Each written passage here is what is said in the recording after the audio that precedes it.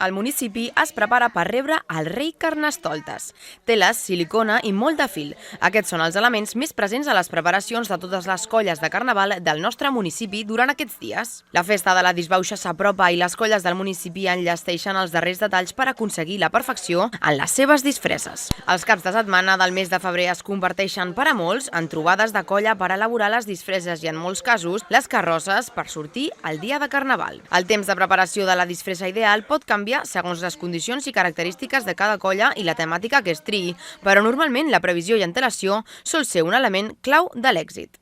Aquest any fa un meset que estem només amb ell preparant la carrossa. Normalment necessitem, depèn de la temàtica que fem.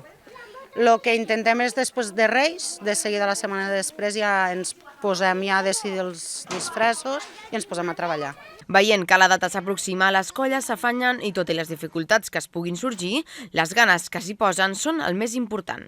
Aquest any som poquets, som menys que altres anys, per raons personals i de salut de membres del grup, però consideràvem que era important que l'Empatx seguís participant del Carnaval de l'Hospital de l'Infant, que estem des del 2003, si no m'equivoco, el primer any.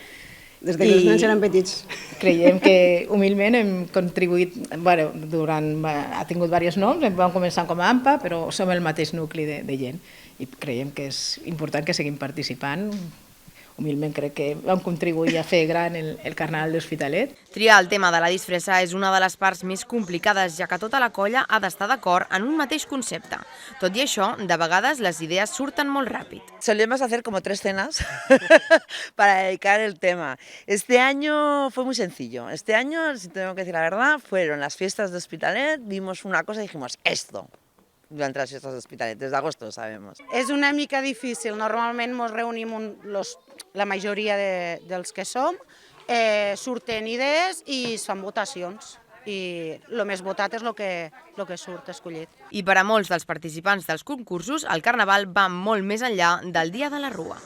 Principalmente por la preparación, ¿no? Por lo bien que nos lo pasamos, porque antes de llegar a la Rúa hay muchas comidas, risas, ir a comprar, incluso el trabajo, ¿no? Pero son momentos que te lo pasas muy bien, principalmente es por eso. El concurs de disfresses del municipi es divideix en diferents categories: l'individual, les comparses, les carrosses, l'infantil o el juvenil. I tot i que tots coincideixen en les ganes de passar-s'ho bé, la competitivitat entre les colles és sempre latent i totes elles s'esforcen any rere any per rebre el primer premi.